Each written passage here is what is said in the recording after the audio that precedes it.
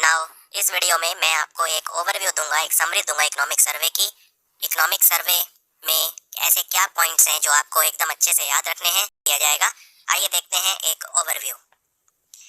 सबसे पहले और सबसे इम्पोर्टेंट चीज़ जो हर कोई लुक फॉरवर्ड करता है इकोनॉमिक सर्वे में, वो है कि जीडीपी ग्रोथ प्रोजेक्शन कितना होगा। तो लास्ट ईयर हमारा जो जीडीपी ग्रो किया था, फाइनेंशियल ईयर 22 जब खत्म हुआ था, जो 31 मार्च 2022 को खत्म हुआ था वो साल, उसमें हमारा जीडीपी 8.7% ग्रो किया था। राइट, 8.7%। ये जो साल अब खत्म होने वाला है 2 महीने बाद, 31 मार्च 2023 को, यानी कि फाइनेंशियल ईयर 2023, इसमें हमारा जो जीडीपी ग्रो करेगा वो 7% प्रोजेक्ट किया है इकोनॉमिक सर्वे ने। और अगला साल जिसमें हम 1 अप्रैल 2023 को प्रवेश करेंगे, यानी कि फाइनेंशियल ईयर 24, उसमें हमारा जो जीडीपी ग्रो करेगा वो 6 से 6.8 के बीच में करेगा। It will be between 6 and 6.8। वो डिपेंड करता है कि ग्लोबल इकोनॉमी किस तरह की होती है। राइट, तो जो वर्स्ट केस सिनारियो है उसमें भी 6% ग्रो करेगा और जो बेस्ट केस है उसमें 6.8 करेगा। अगर आप एक बेसलाइन लेना चाहते हैं तो आप 6.5% ले सकते हैं, जो हमारा रियल जीडीपी ग्रोथ है। ठीक है, रियल की बात कर रहा हूँ, नॉमिनल की बात नहीं कर रहा हूँ। नॉमिनल इन्फ्लेशन एडजस्टेड नहीं होता, लेकिन जो रियल जीडीपी होता है वो इन्फ्लेशन एडजस्टेड होता है। तो रियल जीडीपी ग्रोथ हमारा जो होगा अगले साल, अगले फाइनेंशियल ईयर में 2023-24 में, वो 6.5% होगा। जो रेंज दी गई है वो 6 से 6.8 के बीच में दी गई है। और ये जो हमारा प्रोजेक्शन बताया है 6 to 6.8 के बीच में, ये ऐसा नहीं है कि बहुत अलग है। इवन जो दुनिया के बड़े बड़े मल्टीलेटरल इंस्टीट्यूशन है वो भी इसी रेंज के आसपास बोल रहे हैं। ओईसीडी के हिसाब से 5.7%, इंटरनेशनल मॉनेटरी फंड ने कहा है 6.1%, आरबीआई ने 6.5, वर्ल्ड बैंक ने 6.6, एडीबी ने थोड़ा सा ज़्यादा दिया है 7.2, बट मोर और लेस वो इसी रेंज में है। तो अभी का जो फाइनेंशियल ईयर चल रहा है उसमें 7% हमारा रियल जीडीपी ग्रोथ प्रोजेक्शन है, और फाइनेंशियल ईयर 24 में 6 से 6.8 के बीच में। इंडिया सबसे फास्टेस्ट ग्रोइंग मेजर इकोनॉमी रहेगी पूरी दुनिया में। Right, fastest growing major economy रहेगी। तो ये तो था हमारा जीडीपी। लेकिन अब हम इंडिविजुअल चीज़ों की तरफ आते हैं। जैसे सबसे पहले हम बात करते हैं फिस्कल डेफिसिट की। फिस्कल डेफिसिट जो हमारा प्रोजेक्शन है, जब फाइनेंशियल ईयर 23 खत्म होगा, अभी 2 महीने के बाद, तो हमारा fiscal deficit 6.4% of the GDP हो सकता है। और फिस्कल डेफिसिट इतना ज़्यादा होने के बहुत सारे कारण हैं। जैसे सरकार अब कोविड के समय में भी और अब भी जो फ्री फूड ग्रेन्स है वो दे रही है, नेशनल फूड सिक्योरिटी एक्ट है, वैक्सीन दे रही है। तो इन सब की वजह से काफ़ी ज़्यादा खर्चा सरकार को करना पड़ता है। फिर गति शक्ति वगैरह में भी काफ़ी खर्चा सरकार का हो रहा है, इंफ्रास्ट्रक्चर में काफ़ी खर्चा हो रहा है। तो फिस्कल डेफिसिट हमारा 6.4% ऑफ द जीडीपी होगा। इन्फ्लेशन की बात करें तो इन्फ्लेशन हमारा जो रेंज में नहीं है, हेडलाइन इन्फ्लेशन की बात करें अगर सीपीआई इन्फ्लेशन, तो 6.8%, ये 2 से 6 की रेंज में होना चाहिए। हमारा जो अपर साइड भी है वो 6% से ज़्यादा इन्फ्लेशन नहीं होना चाहिए, तो वो 6.8 होगा। ये थोड़ी चिंता की बात है। और जो WPI इन्फ्लेशन है हमारा वो 11.5% होगा जब ये फाइनेंशियल ईयर खत्म होगा, यानी कि फाइनेंशियल ईयर 23। अगर मैं फॉरेक्स रिजर्व्स की बात करूं तो हमारे जो फॉरेन एक्सचेंज रिजर्व्स हैं इस फाइनेंशियल ईयर के एंड होने तक अराउंड 563 बिलियन डॉलर के हो सकते हैं। सर्विसेज सेक्टर में बहुत अच्छी ग्रोथ प्रोजेक्शन है इस बार। तो लास्ट ईयर सर्विसेज सेक्टर में ग्रोथ थी 8.4% और इस साल 9.1%।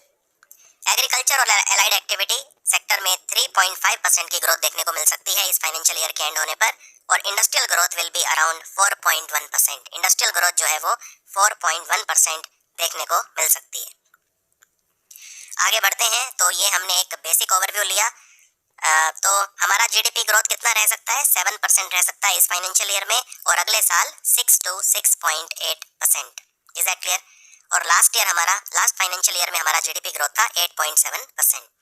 और ये जो मैंने आपको सारे प्रोजेक्शन बताए एक बार फटाफट देख लेते हैं। सर्विसेज सेक्टर में 9.1%, इंडस्ट्रियल ग्रोथ ये सारे फाइनेंशियल ईयर 23 के लिए हैं जो अभी खत्म होने वाला है। इंडस्ट्रियल ग्रोथ 4.1%, एग्रीकल्चर और एलाइड सेक्टर में जो ग्रोथ है 3.5%, इन्फ्लेशन का जो प्रोजेक्शन है 6.8 है सीपीआई, और 11.5% जो है वो है WPI। फॉरेन एक्सचेंज रिजर्व्स हमारे 563 बिलियन डॉलर प्रोजेक्शन है, और फिस्कल डेफिसिट हमारा 6.4% ऑफ द जीडीपी। अब जो सर्विसेज सेक्टर है वो इतना अच्छा ग्रो कर रहा है, तो इस पे स्पेशल एक सेक्शन दिया गया है। सर्विसेज सेक्टर में क्या क्या आता है? सर्विसेज सेक्टर में जैसे हमारे होटल हैं, ये सर्विसेज सेक्टर है, मतलब पूरा जो हॉस्पिटैलिटी सेक्टर है वो हमारा सर्विसेज सेक्टर में आता है। तो सर्विसेज सेक्टर में हमारा जैसे आईटी सेक्टर हो गया।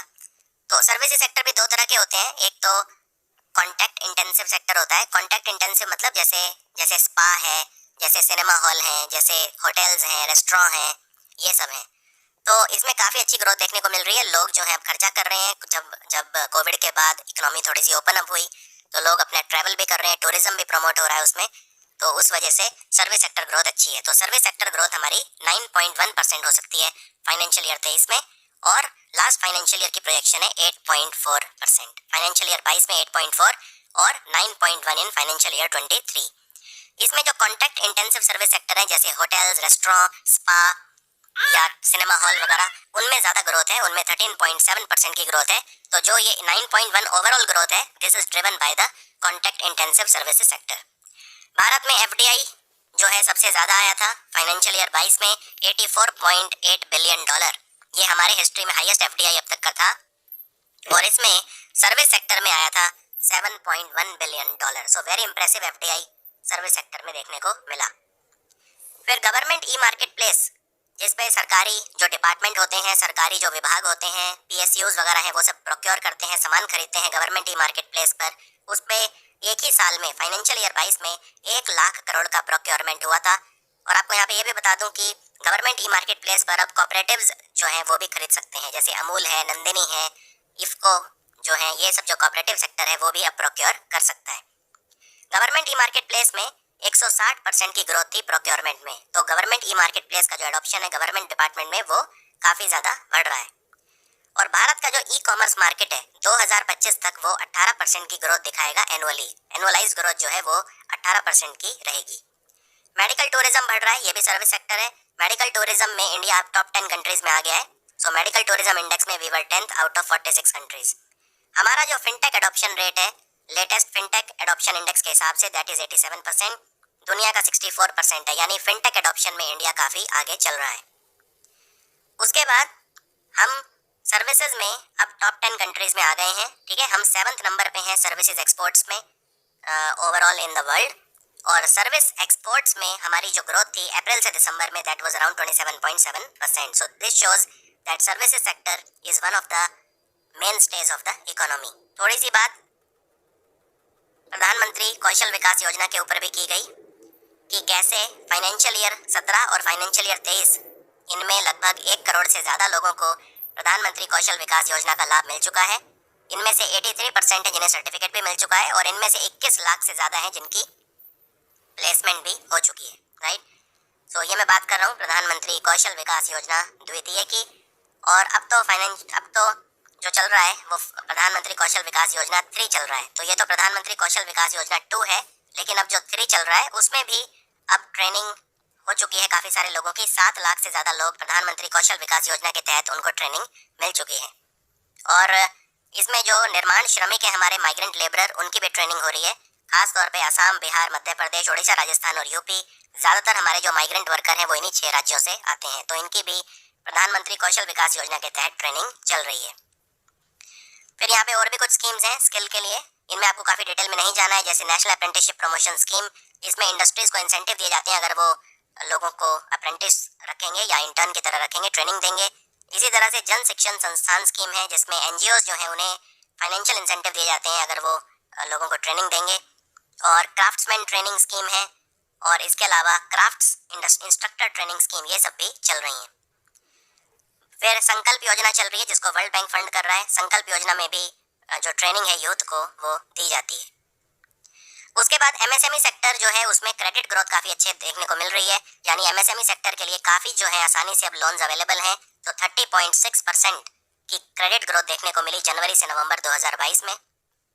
और इसका मेन रीज़न है emergency credit linked guarantee scheme. Credit linked guarantee scheme ये होती है कि जिसमें बैंक्स और नॉन बैंकिंग फाइनेंशियल कंपनीज को एनकरेज किया जाता है कि आप एमएसएमई सेक्टर को लोन दो। अगर नॉन परफॉर्मिंग एसेट होंगे तो सरकार उनको देख लेगी, सरकार उनको टॉलरेट कर लेगी या सरकार उनको राइट ऑफ कर देगी अपनी तरफ से। तो बैंक और एनबीएफसी फिर आराम से एमएसएमईज को लोन दे देते हैं। बाकी मुद्रा योजना वगैरह और भी तरीके हैं जो एमएसएमईज हैं उनको लोन देने के लिए।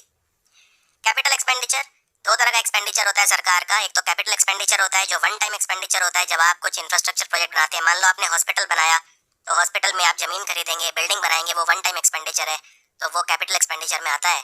और एक होता है रेवेन्यू एक्सपेंडिचर, यानी कि जो ऑपरेशनल एक्सपेंडिचर होता है, जैसे आप डॉक्टर रखेंगे, उनको हर महीने सैलरी देनी है, नर्स रखेंगे, उनको हर महीने सैलरी देनी है, तो वो ऑपरेशनल एक्सपेंडिचर है, जिसको रेवेन्यू एक्सपेंडिचर भी बोलते हैं। तो कैपिटल एक्सपेंडिचर बहुत इंपॉर्टेंट है, इसमें भी काफ़ी अच्छी ग्रोथ देखने को मिली है। अगर फाइनेंशियल ईयर 23 देखूं तो उसके शुरू के 8 महीनों में 63.4% की ग्रोथ देखने को मिली। और इकोनॉमिक सर्वे में यह भी कहा गया है कि जो कैपिटल एक्सपेंडिचर है उसमें अब प्राइवेट पार्टिसिपेशन भी काफ़ी ज़्यादा हो रहा है, क्योंकि हमारे बहुत सारे प्रोजेक्ट हैं जो पीपीपी मॉडल में बन रहे हैं, या प्राइवेट सेक्टर काफ़ी ज़्यादा इन्वेस्टमेंट कर रहा है भारत के इंफ्रास्ट्रक्चर प्रोजेक्ट्स में। सो जो कैपिटल एक्सपेंडिचर की ग्रोथ है that is fuelled by the participation of the private sector. उसके बाद इसमें यह कहा गया कि जो कंस्ट्रक्शन एक्टिविटी है कोविड की वजह से रुक गई थी, जो घर बन रहे थे भारत में कोविड की वजह से वो रुक गए थे, लेकिन अब उसमें काफ़ी अच्छे जो प्रोजेक्ट हैं दोबारा शुरू हो गए हैं। तो जो इन्वेंट्री ओवरहैंग है वो 33 महीने है अब, कंपेयर टू पहले 42 महीनों तक पहुंच गया था। इन्वेंट्री ओवरहैंग क्या होता है? भारत में वो घर, वो हैबिटेट या वो घर जो बिके नहीं है, वो ड्वेलिंग यूनिट्स जो बिके नहीं है, उनको अभी की रन रेट के हिसाब से बेचने में कितना समय लगेगा, उसे बोलते हैं इन्वेंट्री ओवरहैंग। तो भारत में जितने भी घर हैं जो बिके नहीं है, उनको पहले बेचने में 42 महीने लगते, लेकिन अब ये कम होकर 33 मंथ्स हो गया है। इससे पता चल रहा है कि घर बन भी रहे हैं और कम समय में बिके हैं, यानी कि लोग घरों को खरीद भी रहे हैं। तो इन्वेंट्री ओवरहैंग का जो टाइम है वो 42 महीनों से कम होकर 33 महीने हो गया है। फिर यहाँ पे कुछ और चीज़ों पे भी बात की गई, जैसे फॉर एग्जांपल गति शक्ति में हम 9 लाख करोड़ का इन्वेस्टमेंट कर रहे हैं, नेशनल मोनेटाइजेशन पाइपलाइन, और इसको बाद में गति शक्ति डिक्लेयर कर दिया गया था। यूपीआई बहुत तेजी से बढ़ रहा है। दिसंबर 2022 में सबसे ज़्यादा यूपीआई देखने को मिला 782 करोड़। यूपीआई में सरकार ने लिमिट भी लगा दी है 30% की, कोई भी कंपनी 30% से ज़्यादा यूपीआई ट्रांजैक्शन नहीं कर पाएगी। This is to prevent monopoly. बाकी यूपीआई में फ़ोन पे, गूगल पे काफ़ी आगे चल रहे हैं। नेशनल लॉजिस्टिक्स पॉलिसी आ गई है। नेशनल लॉजिस्टिक्स पॉलिसी में हमारा जो खर्चा है 13 से 14% होता है ऑफ द जीडीपी, इतना हमारा लॉजिस्टिक्स में खर्चा हो जाता है। लेकिन अब हमें इसको कम करना है, हमें सिर्फ 8% पे लेके आना है, क्योंकि जो डेवलप्ड कंट्रीज हैं उनमें लॉजिस्टिक का जो खर्चा है वो सिर्फ 8% है। तो ये एक बहुत पॉजिटिव चीज़ है। हमारे जो मेजर पोर्ट हैं, भारत में 13 मेजर पोर्ट हैं। जो 13वां मेजर पोर्ट था वो था वधावन पोर्ट महाराष्ट्र में, जो 3 साल पहले बना था। तो मेजर पोर्ट की कैपेसिटी हमारी डबल हो गई है। इसके कई रीज़न है। सागरमाला परियोजना है जिसमें हम पोर्ट्स को कनेक्टिविटी दे रहे हैं, मल्टी मॉडल कनेक्टिविटी दे रहे हैं, उस वजह से हमारे पोर्ट्स की कैपेसिटी डबल हो गई है। फिर इसमें उसकी बात भी की गई कि सीबीडीसी की भी बात की गई कि कैसे वो रेवोल्यूशनाइज करेगा हमारा जो इकोसिस्टम है पूरा उसे। उसके बाद प्रधानमंत्री श्री योजना चल रही है जिसमें 14,500 सरकारी स्कूल हैं, उनमें ट्रांसफॉर्मेशन किया जाएगा, उनको अपग्रेड किया जाएगा। भारत में आईआईटी, आईएम्स, ट्रिपल आईटी वगैरह भी बढ़ रहे हैं, और अर्बन एम्प्लॉयमेंट जो है वो अब प्री पैंडेमिक लेवल के आसपास नियर कर रही है। Is that understood? और ईपीएफओ के सब्सक्रिप्शन भी तेजी से बढ़ रहे हैं। और अगर आप एम्प्लॉयमेंट की बात करते हैं कि भारत में जो एम्प्लॉयमेंट है उसका अगर आप कोई फिगर जानना चाहते हैं कि अनएम्प्लॉयमेंट रेट वगैरह के बारे में, तो ये ध्यान रखिए कि अनएम्प्लॉयमेंट रेट पिछले जो 3 साल हैं उनमें जो लेटेस्ट फिगर है 7.3%, ये जुलाई से सितंबर वाला क्वार्टर है 2022 का, इसके फिगर अवेलेबल है अनएम्प्लॉयमेंट रेट जो थी। और ये अगर मैं जुलाई से सितंबर कंपेयर करूं 2019 में, कोविड से पहले, तो 8.3 थी, राइट। तो प्री कोविड 8.3 थी जुलाई टू सितंबर 2019 में, और अब पोस्ट कोविड जुलाई टू सितंबर ये 7.3। तो इसी से आप देख सकते हैं कि अनएम्प्लॉयमेंट रेट उतनी ज़्यादा नहीं है जितना समझा जाता है। Is that clear? चलिए आगे बढ़ते हैं। फिर यहाँ पे इंडस्ट्रीज़ की बात की गई कि जो इंडस्ट्रियल सेक्टर है उसे जो फर्स्ट हाफ है हमारा फाइनेंशियल ईयर 23 का, उसमें 3.7% की जो ग्रोथ है हमारे इंडस्ट्रियल सेक्टर में वो देखने को मिली। और बाकी इंडस्ट्रियल सेक्टर में कितनी ग्रोथ प्रोजेक्शन है इस पूरे साल की फाइनेंशियल ईयर 23 की, तो इंडस्ट्रियल सेक्टर जो ग्रोथ है वो है 4.1% पूरे साल में, राइट। इंडस्ट्रियल ग्रोथ इतनी है। एग्रीकल्चर ग्रोथ कितनी थी? 3.5%। और सर्विसेज सेक्टर में ग्रोथ थी 9.1%। हमारे मर्चेंडाइज एक्सपोर्ट्स भी काफ़ी तेज़ी से बढ़ रहे हैं। हमारे मर्चेंडाइज जो एक्सपोर्ट हैं 332 बिलियन डॉलर पहुंच गए अप्रैल से दिसंबर में, 16% की ग्रोथ थी compare to the same period of 2021। Bharat अब सर्विस एक्सपोर्टर में 7th लार्जेस्ट बन गया है। रेमिटेंस, वर्ल्ड बैंक ने कहा है कि 100 बिलियन डॉलर हमारा जो रेमिटेंस है पहली बार क्रॉस कर जाएगा 2022 में, जो कि again highest in the world होगा। इसके अलावा एमएसएमईज का क्रेडिट, मैंने आपको बताया था कि एमएसएमईज का जो क्रेडिट है वो लगातार बढ़ रहा है। एमएसएमईज को अब लोन अवेलेबल हो रहे हैं। हमारे इलेक्ट्रॉनिक एक्सपोर्ट भी बढ़ रहे हैं, और जो फार्मा में एफडीआई है वो लगभग 4 गुना बढ़ गया है फाइनेंशियल ईयर 22 में। उसके बाद उसके बाद बात की गई यहाँ पे कि रिकवरी की थोड़ी सी बात की गई। तो रिकवरी में वही है कि जैसे पीएमआई है जो मैन्युफैक्चरिंग में, परचेजिंग मैनेजर्स इंडेक्स, ये सर्विस सेक्टर और मैन्युफैक्चरिंग सेक्टर के लिए होता है। ये दिखाता है कि क्या सिचुएशन है मैन्युफैक्चरिंग सेक्टर की और सर्विस सेक्टर की। तो उसमें काफ़ी अच्छा एक्सपेंशन देखने को मिल रहा है। जीएसटी काफ़ी ज़्यादा कलेक्ट हो रहा है, 1.5 लाख करोड़ के आसपास जीएसटी हर महीने अब कलेक्ट हो रहा है।